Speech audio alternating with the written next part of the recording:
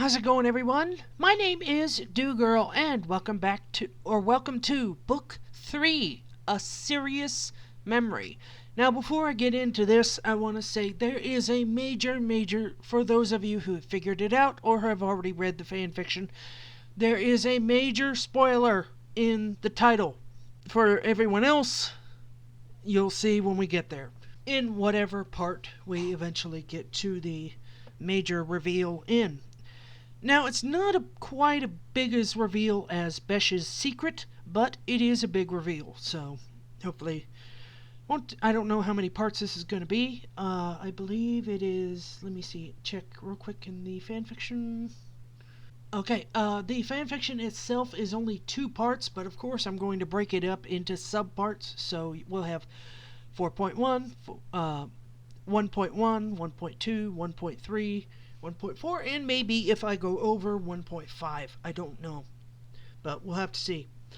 I'm going to try to do it a bit more measured, though, this time. Essentially by just doing scene by scene, so it's not too much to focus on. And of course I'll be showcasing Benji, G's, and maybe Puffball United music. I don't know. We'll have to see. Part 1.1 Escape and Return. Night rested like a blanket over Wegenstroth Manor. All was peaceful and quiet, until a flash of light poured out of one of the cells. The guards raced into the cell and unlocked it, then stormed inside. No attempts of escape. Both occupants were sleeping soundly on a pile of hay. Shrugging, the guards left the cell and, locking the door, resumed their rounds. Another flash of light lit the cell. The guards rushed back inside, determined to catch whoever was causing this disturbance at such a late hour. Once again, the same scene. Both slaves were asleep, and everything was as it should be. Puzzled, the guards looked to each other and cocked their heads. What was going on? They wondered. Once again, they left, puzzling over this mystery. After the guards had left, one of the 2 slaves opened one eye. "Okay," she whispered so quietly that only her companion could hear her. The other slave quietly sat up, and both covered themselves with the blanket. One slave quietly took out a wand. "Lumos Maxima," she whispered. A flash of light lit their faces, revealing that they were both twins, and Quessa. The flash of light also lit the pages of a book the 2 were trying to study. As the light went out, the 2 perked their ears up and listened. "No one's coming," the second said in a hushed tone. "Try it again." "Lumos Maxima," the first whispered, more forcefully this time. The 2 gasped as the light flooded the cell. Hurriedly, the second Quessa put down her wand and laid down, the first on her back, the second on her side. The guards barged in, furious now. Everything was the same as they had left it. "This is driving me bananas," the second guard muttered to the first as they left the cell. 5 more times this happened, and the guards finally decided to just ignore it. Finally, figuring they had taken enough chances with trying to get their schoolwork done, Tristina and Tanessa Wegenstroth called it a night and slept peacefully. The next morning, the twins stowed away that night's work and hurried to line up for roll call with a piece of parchment in their hands. When Turkama came to them, they held it up to him. Glancing over the Hogsmeade permission slips, he handed them back to them. Muttered, "If you behave," and continued with the roll call. "Slaves!" he called as he finished, causing them to jump and stand to attention. "A very important guest is coming to Wegenstroth Manor for the next 2 weeks. I expect all of you to be on your best behavior. Is that clear?" A few slaves muttered affirmative answers. "Is that clear?" Turkama yelled. Yes, Lord Takama, they all shouted at once. Good. The Vegenstraw twins will stay with me. The rest of you, out to the fields. Now! The slaves hurried to follow their orders as Tristina and Tanessa approached Takama. Together, Tristina and Tanessa fixed the guest's bedroom and made the entire manor practically spotless. That evening, all the slaves lined up to greet this important visitor. 2 slaves opened the door as he lumbered inside. He was a heavy-set man with a well-groomed mustache and black, beady eyes that reminded them of a very fat Professor Snape. His stout yellow cape flowed down his back, and his steel-toed boots hugged his chubby feet. The portly man stopped when he came to Tristina and Tanessa. Wolves, Vegenstraw? He asked in a deep voice.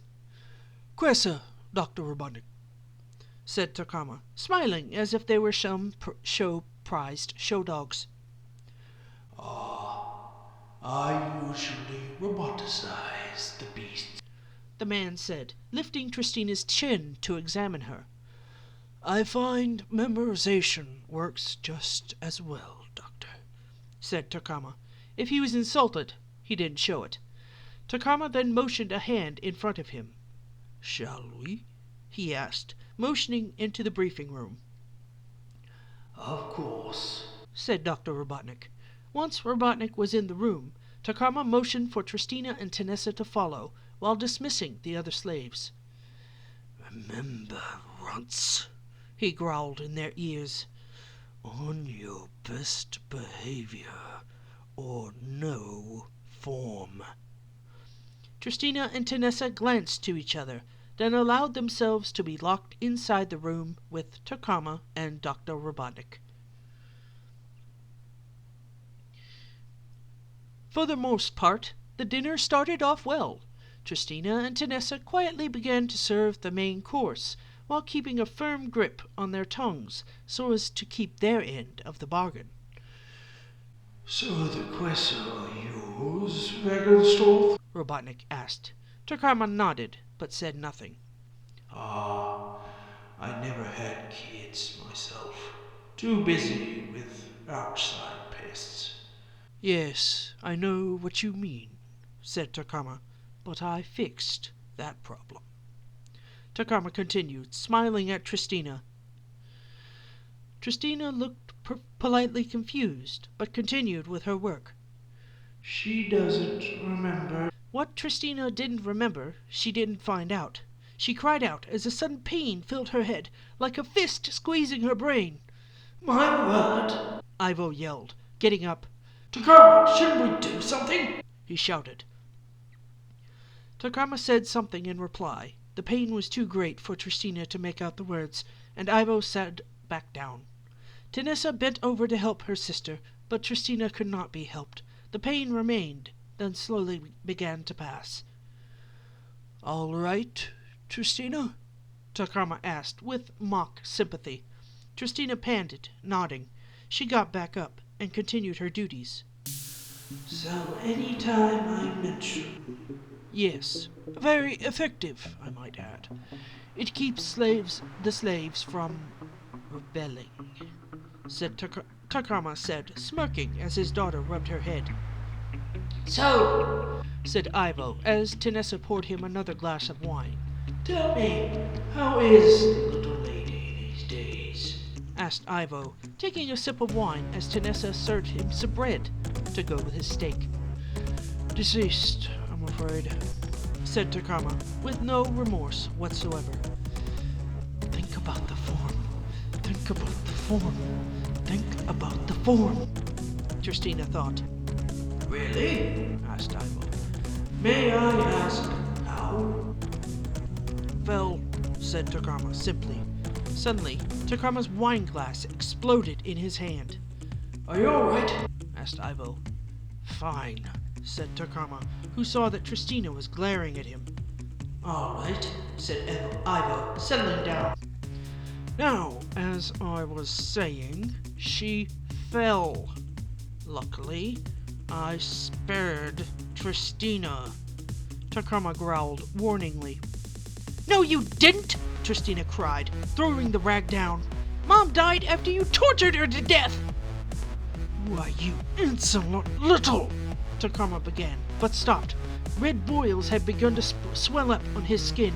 Tristina glared at him, her breathing heavy with rage as the electricity crackled around them.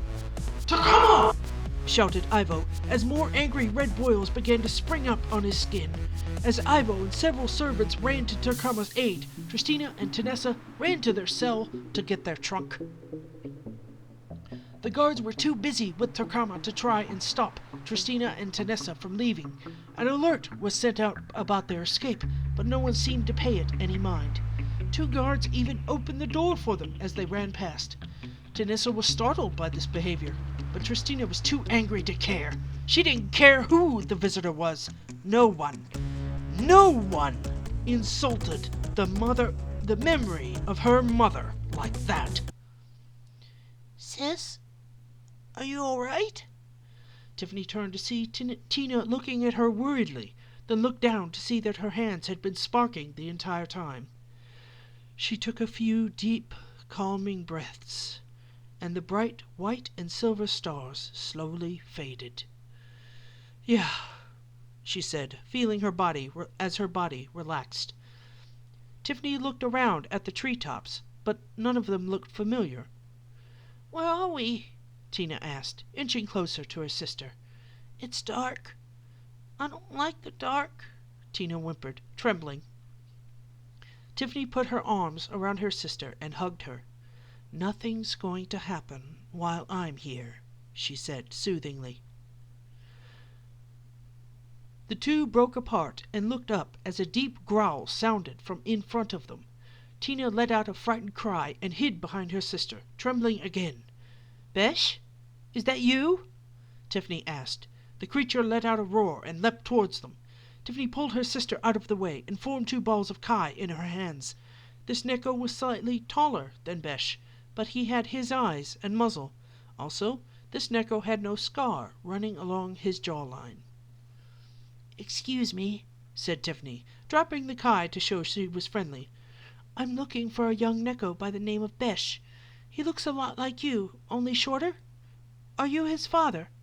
My name is Tiffany Wegenstroth, and I'm a very close friend of his, Tiffany explained, holding up her hands to show she meant no harm. Okay, I'm going to end part 1.1 there. Seems like a good part to, or seems like a good place to cut it. Thank you all so much for watching. If you liked the video and the story, please like and comment down below. I really do appreciate it. Also, if you want, please let me know which games you would like me to play during these segments. They would be sped up, of course, but yeah, I might do some slightly less edited episodes of Dragon Fable or Rust or maybe some other game. Take care of each other. God bless you all. And I'll see y'all later. I need to get some sleep.